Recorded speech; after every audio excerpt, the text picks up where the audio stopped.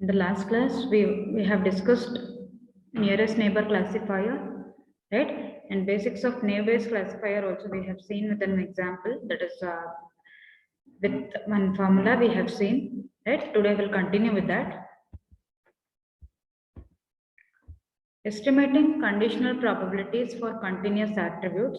In the last class, we have seen for discrete attributes or the categorical attributes.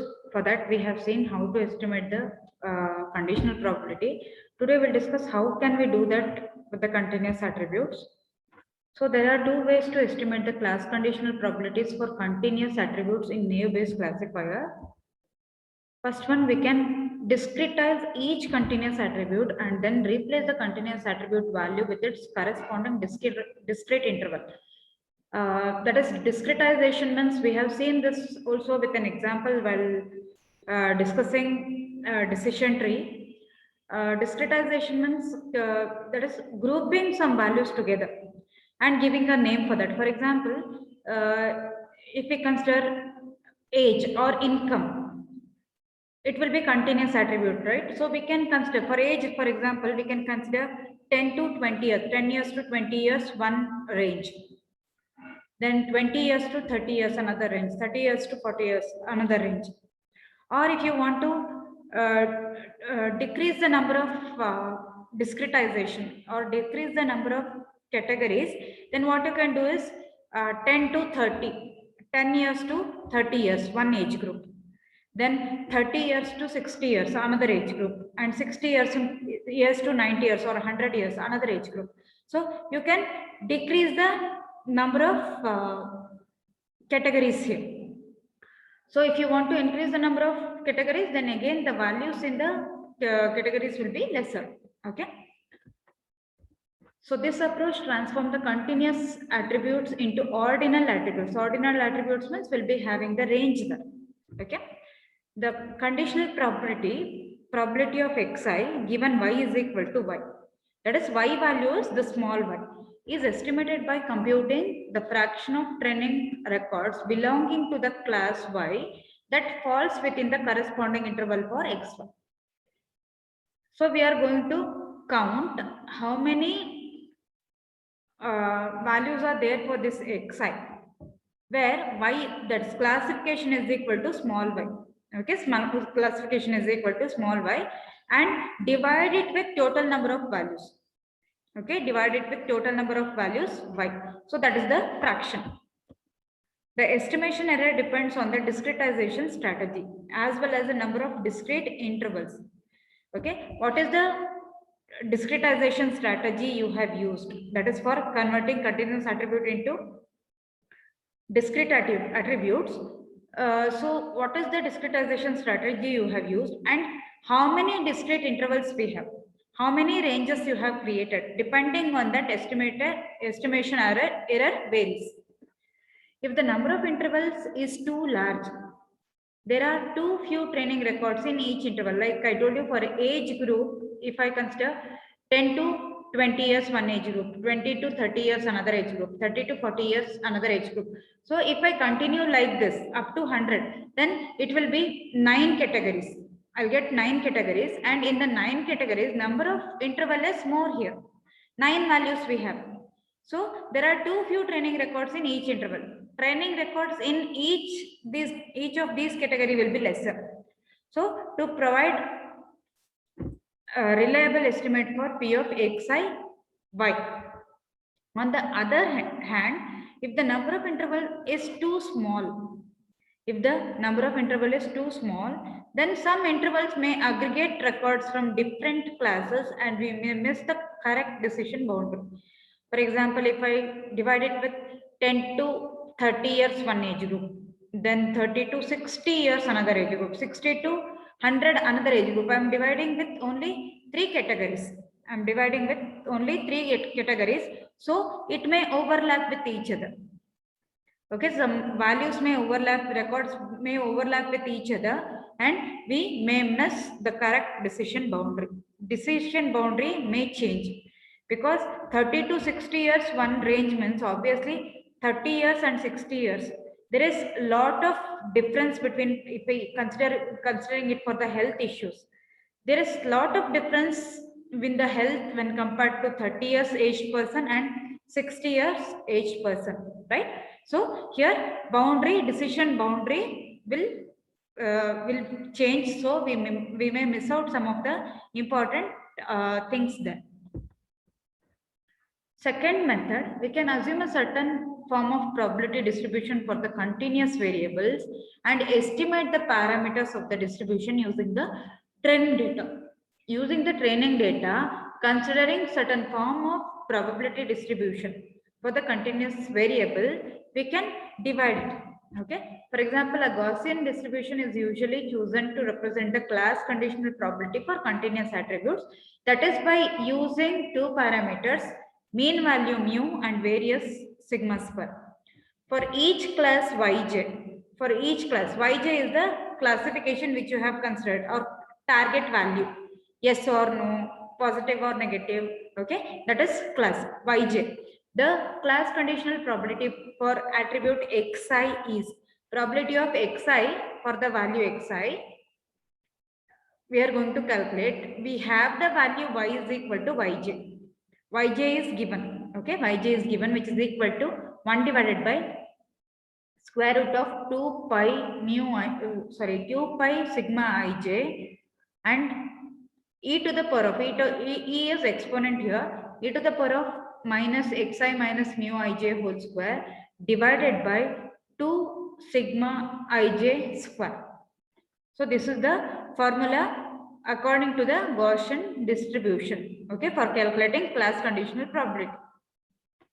This is 5.16. Equation number is 5.16. The parameter mu ij can be estimated based on the sample mean of xi.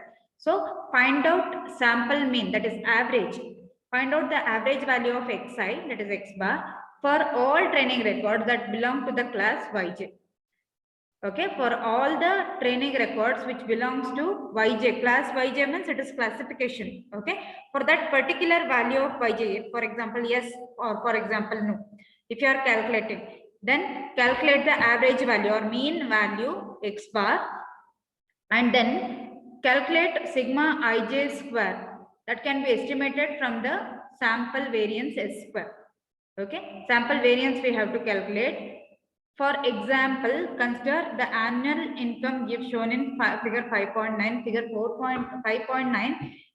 It contains the details for default loan borrowers. Okay, default loan borrowers, and in that we have taken certain values. I'll show you that example we have in next slides. Okay, in future slides we have for today's class only. I'll show you that. Okay, so here we are going to consider the annual income attribute, the sample mean and the variance for this attribute with respect to the class no. Okay, in that example, in that figure, that is 5.9, we have 10 examples. Okay, among that 9 for no and 7 for no and 3 for yes. Okay, classification, target values we have is 7 no values we have and 3 yes values we have. Okay, 7 no values and 3 yes values we have, and in that we are writing mean and variance for class no. 7 values we have. Remember, for no we have 7 values, 7 examples we have. So x bar is equal to, so 7 example we are adding here, in between we have dot dot dot. Okay, 7 examples we have. So $125 plus $100 plus $70 plus so on up to plus $75. So we are adding 7 values here divided by 7. Okay, we are just calculating the average.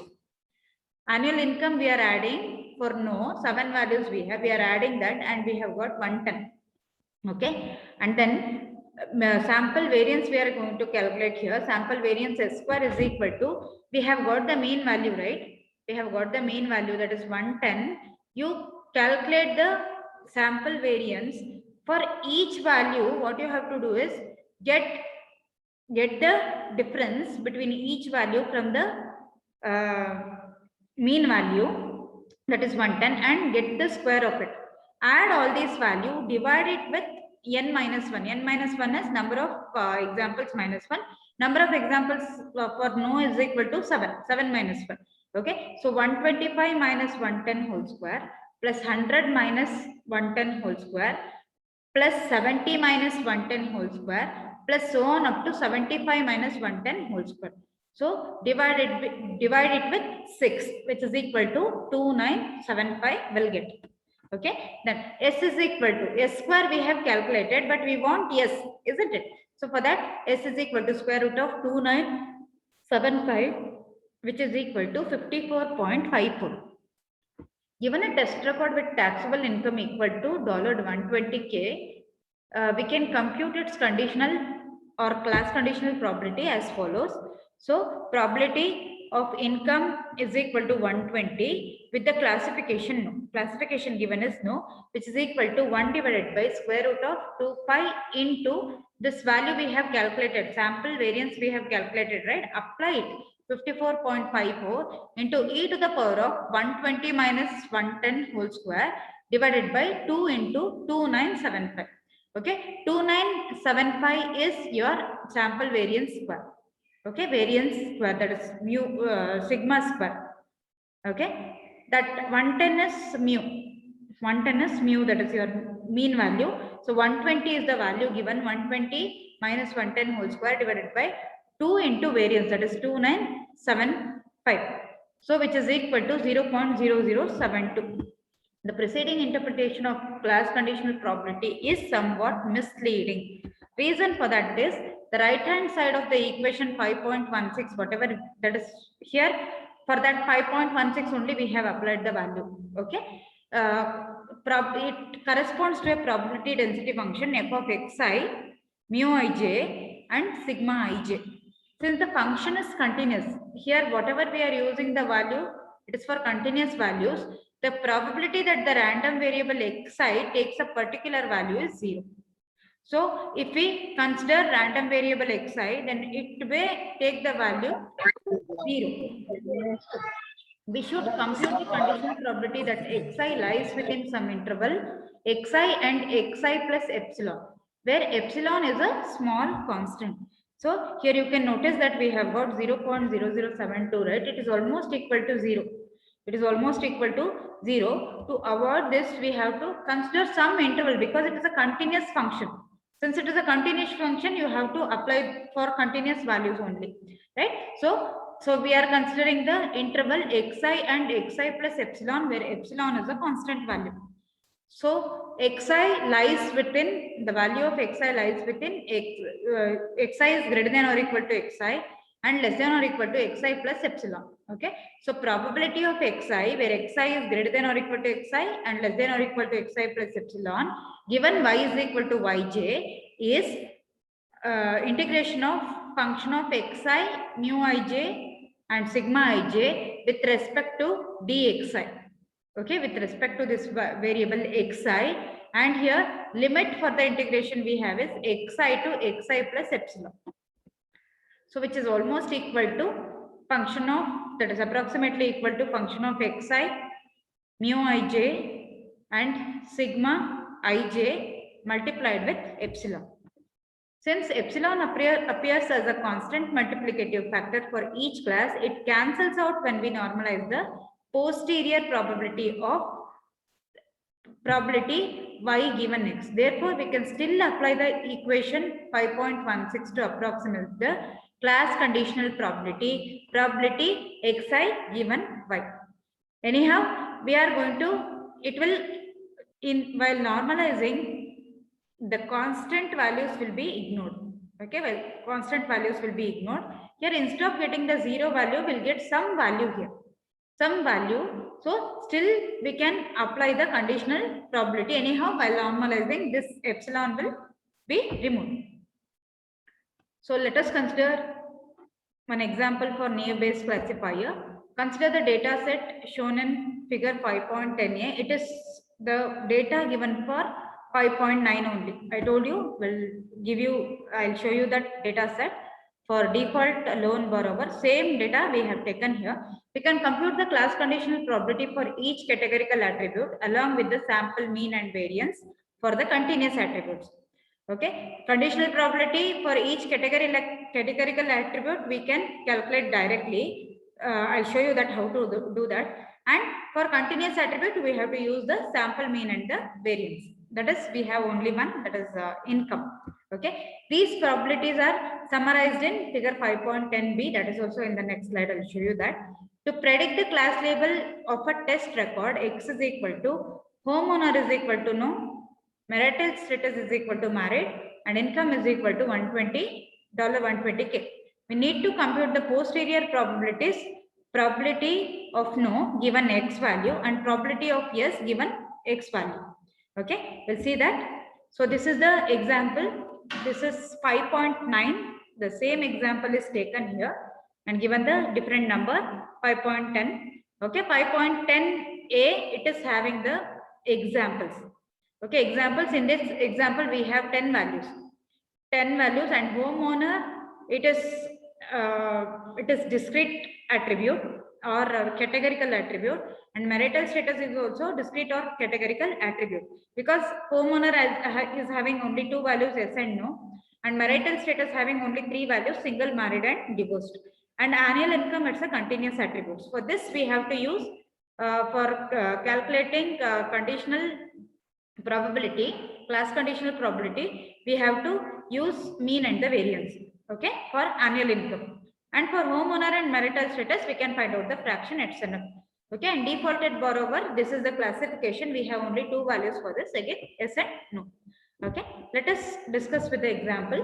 So for discrete values, this is how we can calculate the class conditional probability. So homeowner is equal to yes given the classification no. Okay, homeowner is equal to yes and given the classification no. For given the classification no, 7 values we have. 7 values we have for no. You can count that. No value we have 7 and yes value we have 1, 2 and 3. Okay, we have 10 values. Obviously 3 values yes means remaining 7 values no. Right? Okay, so 3 values we have for yes. Okay, then here for homeowner is equal to yes, how many values we have? We have 3 values. Okay, we have 3 values, and for each we have no here. For each of homeowner is equal to yes, we have no value here. Okay, when homeowner is equal to yes, the classification is no. So total 7 no values. Among that, 3 values are yes. Okay, so 3 divided by 7. For homeowner is equal to yes, we have 3 values and classification is no for that. Okay, so this is the fraction. This is the fraction for calculating conditional probability for discrete value or categorical value. Okay, then for homeowner is equal to no. Obviously, when we have 3 yes values, remaining 4 values will be no, right? 4 divided by 7. Okay, 4 divided by 7. And then homeowner is equal to yes and classification is also yes. Classification is yes and homeowner is equal to yes. You can see that when we have the value yes,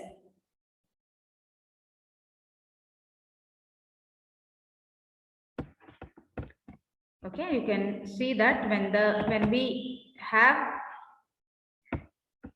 value yes, that is classification is yes, homeowner is equal to no.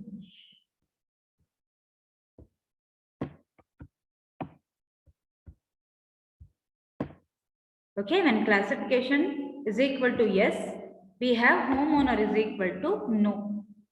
Okay, that means defaulted borrower for homeowner is equal to yes is equal to no. Okay, so when we have homeowner is equal to yes and value yes, there is no such example.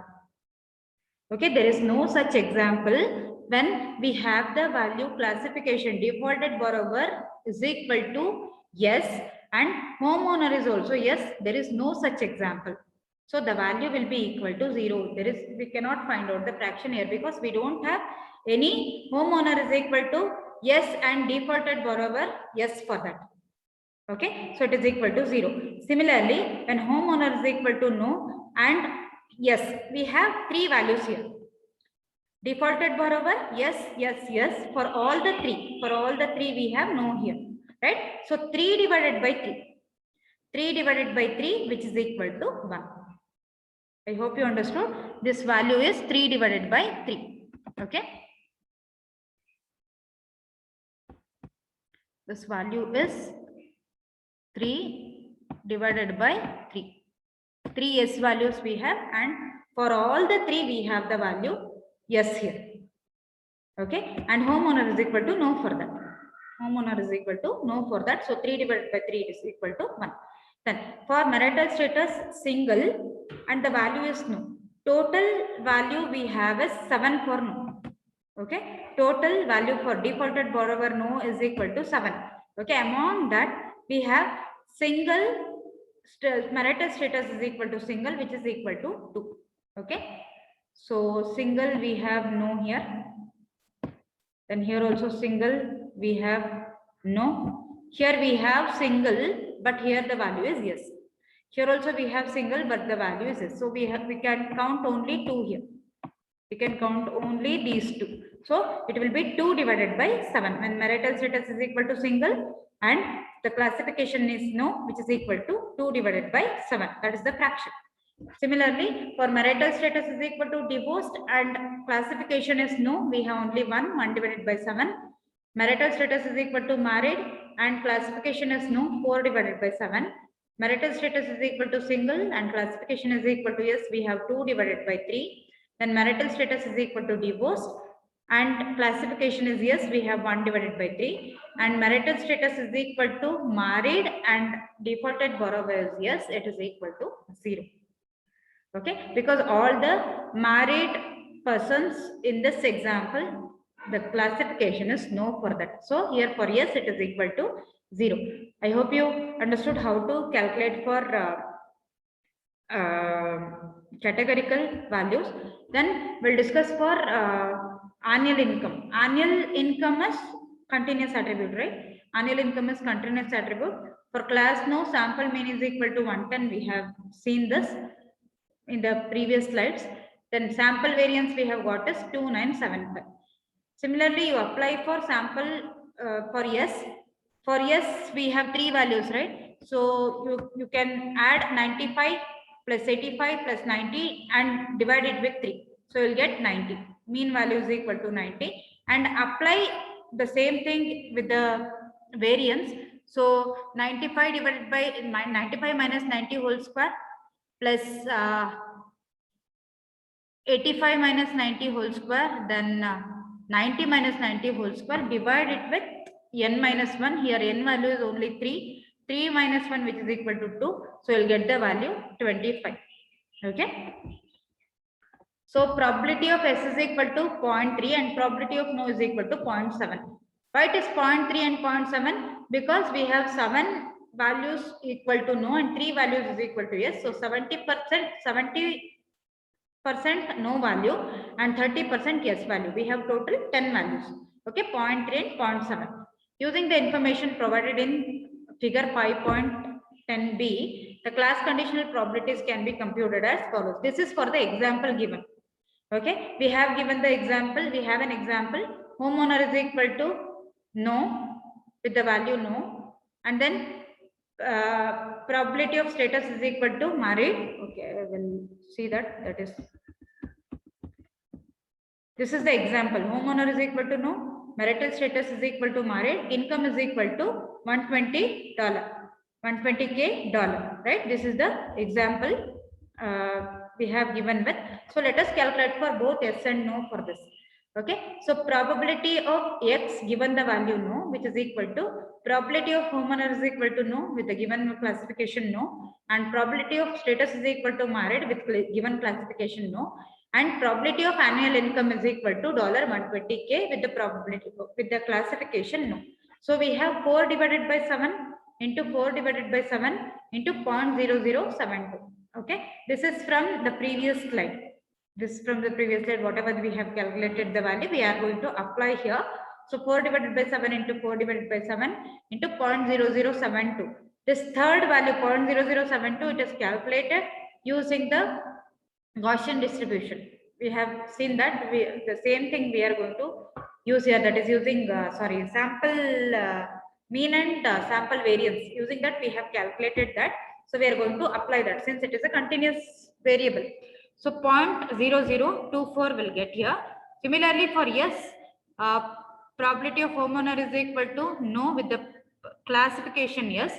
Probability of status is equal to married with the classification yes, and probability of annual income $120K with the classification yes. So here we are getting 1 into 0 into 1.2 into 10 to the power of -9, which is equal to 0. Putting them together, the posterior probability for class no is probability of no given x is equal to alpha into 7 divided by 10 into 0.0024, which is equal to 0.0016 alpha, where alpha is 1 divided by probability of x is a constant term. Using a similar approach, we can show that the posterior probability for class yes is 0 because the class conditional probability is 0. Since probability of no when given x is greater than probability of yes when given x, the record is classified as no. You can notice these two values.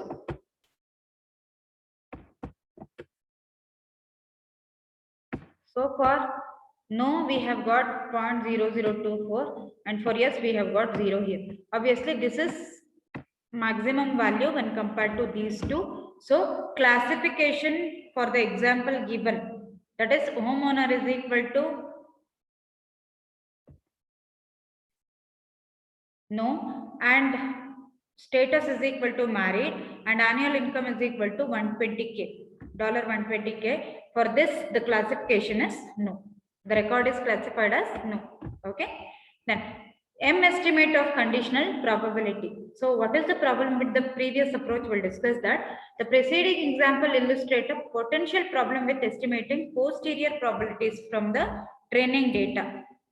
If the class conditional probability of one of the attribute is 0, then the overall posterior probability for the class vanishes.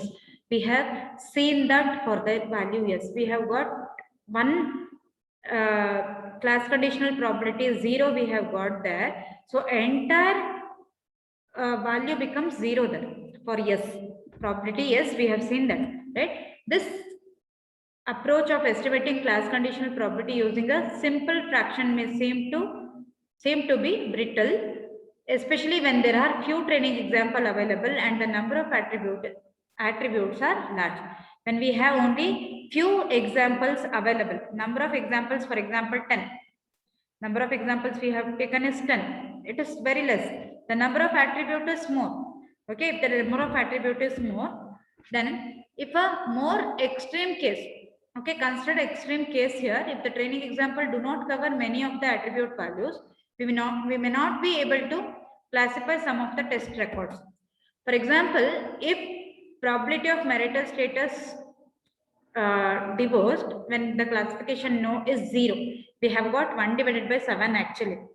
Okay, we have got 1 divided by 7. Instead of 1 divided by 7, you consider it as 0.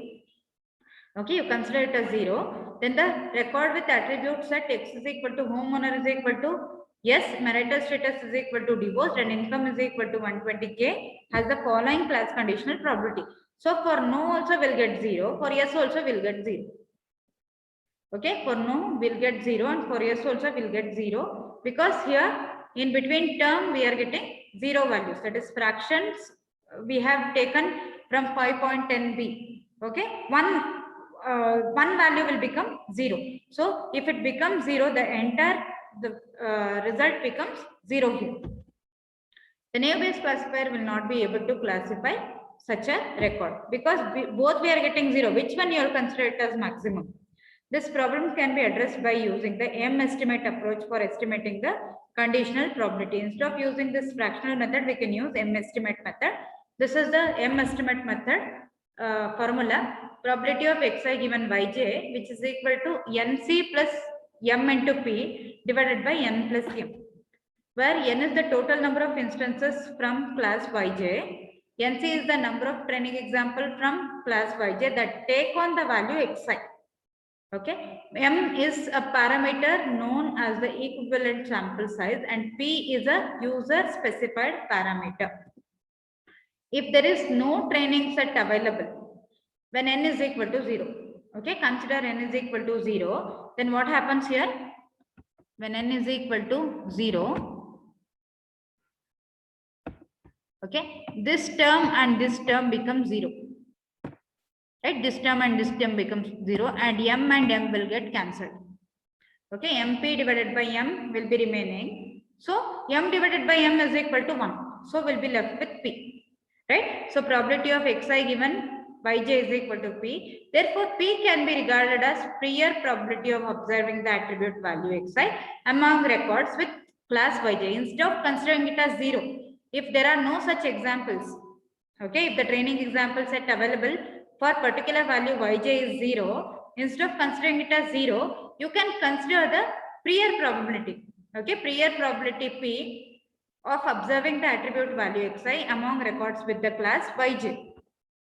In the sample, that is example given in the previous section, whatever we have discussed until now, the conditional probability status is equal to married with the classification, yes, it is equal to 0, because none of the training records for the class has a particular attribute value.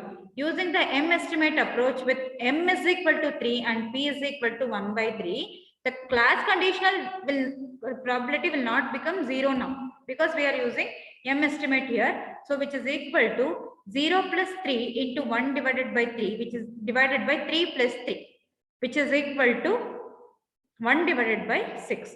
Okay, 3 into 1 by 3 will be left with 1 on the numerator, divided by 3 plus 3, which is equal to 6 on the denominator. So 1 divided by 6. If we assume p is equal to 1 by 3 for all attributes of class yes, and p is equal to 2 by 3 for all attributes of class no. So instead of considering it as 0, we were getting the value 0, right? Instead of that, what we can consider here, 1/3 of the examples consider class yes, and 2/3 of the attributes of class considers no. So probability of x given no is equal to homeowner is equal to no given the probability no, and probability of status is equal to married with the classification no, multiplied with probability of annual income given $120K with the classification no is equal to 6 divided by 10 into 6 divided by 10 into 0.0072, which is equal to 0.0026. Okay, and this is using m estimate. Okay, then probability of homeowner is equal to no with classification yes, probability of status is equal to married, classification is yes, and probability of annual income is equal to $120K with classification yes is equal to 4 divided by 6 into 1 divided by 6 into 1.2 into 10 to the power of minus 9, which is equal to, previously it was 0, now we are getting 1.3 into 10 to the power of minus 10. Again, classification is not changing, right? Even though we have got the value, non-zero value, classification is not changing. When we compare these two values, 0.0026 and 1.3 into 10 to the power of minus 10, 0.0026 is maximum than this, right? So classification is no itself, but instead of getting 0 and comparing, this is a better approach. Okay, the posterior probability for class no is probability of no given x, which is equal to alpha into 7 divided by 10 into 0.0026, which is equal to 0.0018 alpha. Well, the posterior probability for class yes is equal to, that is when probability of yes given x, which is equal to alpha into 3 divided by 10 into 1.3 into 10 to the power of minus 10, which is equal to 4.0 into 10 to the power of minus 11 alpha. When we consider these two values again, okay, 0.0018 alpha and 4.0 into 10 to the power of minus 11 alpha, 0.0018 alpha is maximum. So classification considered will be no itself. Okay, but instead of comparing it with 0, we can compare it with non-zero value, and we are getting a better estimate here. Okay, and here we have 7 divided by 10, right? 7 is the number of training example that belongs to no, and here 3 divided by 10. 3 is the number of training examples that belongs to yes. Okay, 10 is the total number of training examples. 10 values we have, 10 examples we have given, right? So 10 is the value that we have, and this 0.0026 is the class conditional probability that we have got using M estimate, and this 1.3 into 10 to the power of minus 10 is the value which we have got for conditional probability for this yes. Okay, so I hope you understood this concept. This is about Naive Bayes classifier and calculating the class conditional probability for continuous attributes. If you have any doubts, you can ask me.